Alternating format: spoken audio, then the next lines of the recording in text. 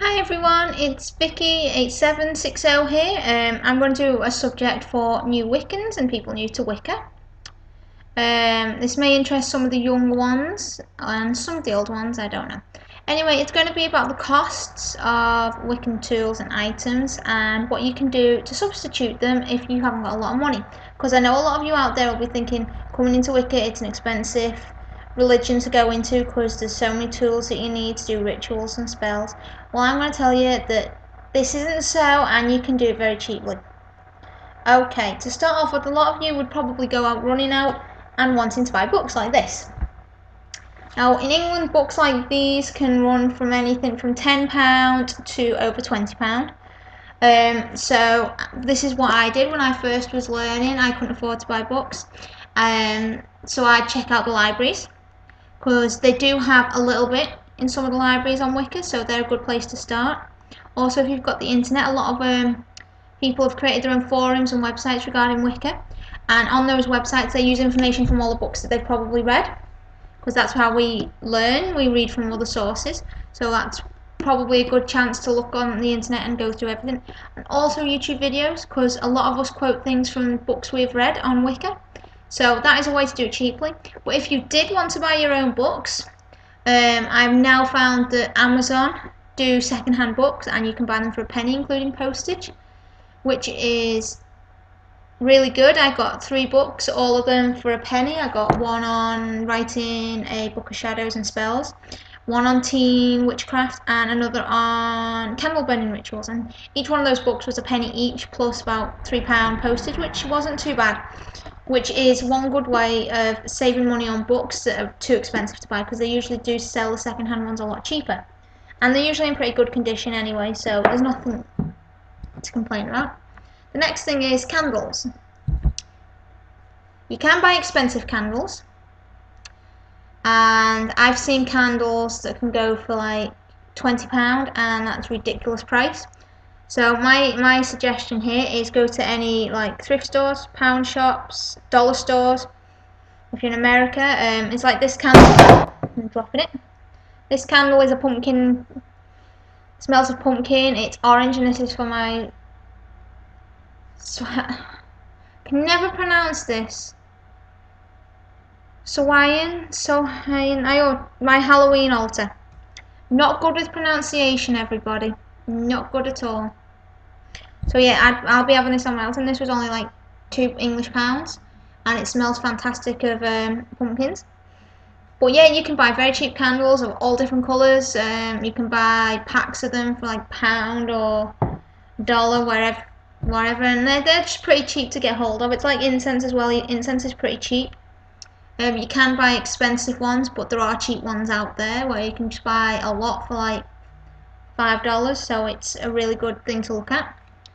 Nextly, I'm going to show you tarot cards. Now these are divination tools, and I have done a video on my other channel on a way to make your own divination tools, and that was feather divination, which is very, very simple.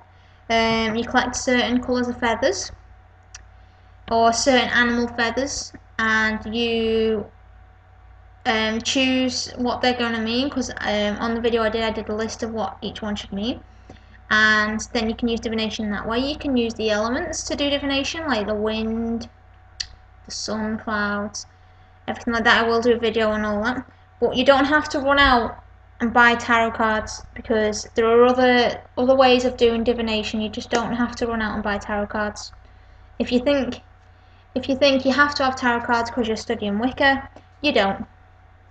That's another aspect, another studying topic to do. The next one is my athame. Now I've bought most of mine. I am working, so I have bought a lot of my things. I have done a lot of research and searching around to find the cheapest places to buy things. So I got this for £10, English pound. This is my athame. Can you see? But I have seen them, people using wood and carving an athame themselves, or just a normal kitchen knife that they've had in the house that they've used. Well, you can easily go and find these like little daggers and that cheaply anywhere really. But I'd say if you're on a low budget, try and carve your own. Make it as pretty as you want. You're using it to draw energy and draw circles. You're not using it as a protection or anything. I hope not. The next one is your wand. Now I bought mine because I was very much drawn to it. This was £12 English. It's a moon gazing hair, as you can see, and it says in peace and in perfect love and perfect trust around it. I bought this because I was drawn to it, but I have been on the hunt for a very good branch off a fallen branch from a tree, because I do want to carve my own, because I do feel as though I would put a lot of energy into carving my own wand. This is what you can do. You don't have to run out and buy a wand. You can find a branch from a fallen tree or a fallen branch and carve it into your own wand and infuse it with all your energy, which is a very good thing to do. I'm going to show you next another divination tool, if it's in here. Yep, they're all in here. So I've done a video on my pendulums. This is one I bought from eBay. This is one I found. So as I can say, this one was absolutely free. I found this. So, and then again, this one was a necklace that I got free with a magazine. But on the video I said use a piece of your own jewellery, which would be an earring, not an earring, a ring. And if you put a piece of string through it, you can use that just as good as a pendulum, because it's infused with your energy anyway, because that's something you wear. So there's that. My little cauldron.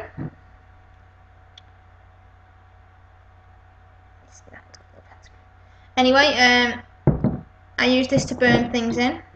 But if you get a heat-proof bowl from your kitchen, that'll work just as good. Also for salt and water, just any little bowl out of your kitchen will do. So you don't have to run out and buy it, because you will have. I think everyone will have a little bowl, a cereal bowl or a soup bowl in the kitchen that they can use for the same purpose. Nextly, ruins. Now these are things that you could easily make. Now ruins. These are ruins. Now for these, you can go onto the internet and you can find the rune alphabet, and then all you have to do is to go out, collect the right amount of stones, pebbles, anything you want from the ground, and then just paint the symbols on them like these, and then you're done. And then all you can do is you can find a little bag, anything you want, a sock even if you're really struggling, put them in there, and then you can use them that way. Because you do have all the meanings and terms and the ways of using them on the internet for free to find.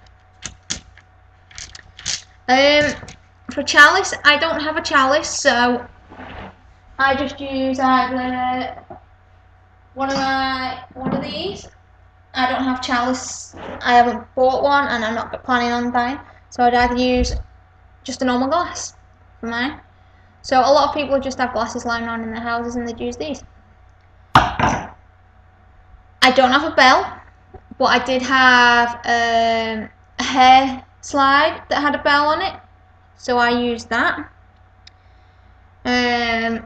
For my altar representations of all the elements, I like to use incense. Like I said, it's pretty cheap to just go out and buy some incense, so that'd be pretty easy. I'd use incense, candles, incense for air, candles for fire. A shell I found on the beach. So if anyone's at the beach, they can easily find a shell. This represents water for me. And I also use my pine cone as a representation for earth. So it can be done very cheaply if you haven't got the money to do it. It's very easy to go out and just start practicing. Like herbs, buy a few seeds and grow your own herbs. You can easily make your own smudging sticks. If you're growing sage, you can dry some sage and make your own smudging sticks. You can dry your own herbs, which is a cheap thing to do. Once you've grew your herbs, cut them down and dry them out. So then you've got all that.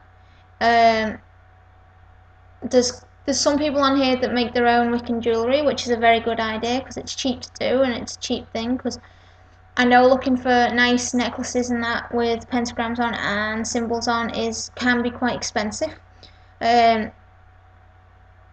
It's not a necessary thing to have the jewellery.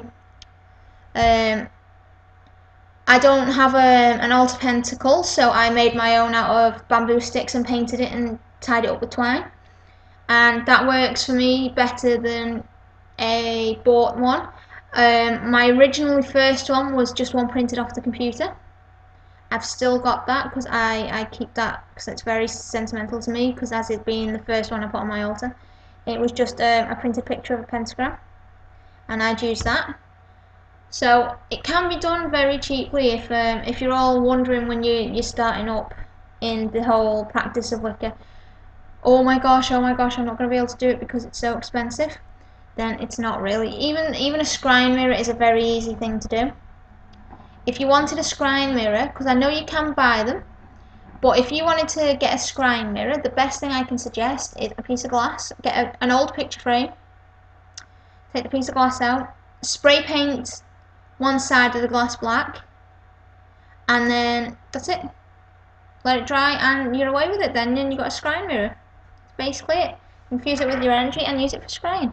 So I hope this has been informative and helpful for those of you starting out in Wicca, or any of you just interested in doing things on the cheap. I'll try and do a video on how to substitute different divination tools and do them on the cheap.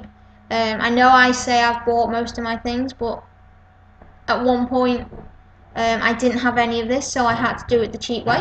So I hope you've enjoyed this video, and blessed be everybody.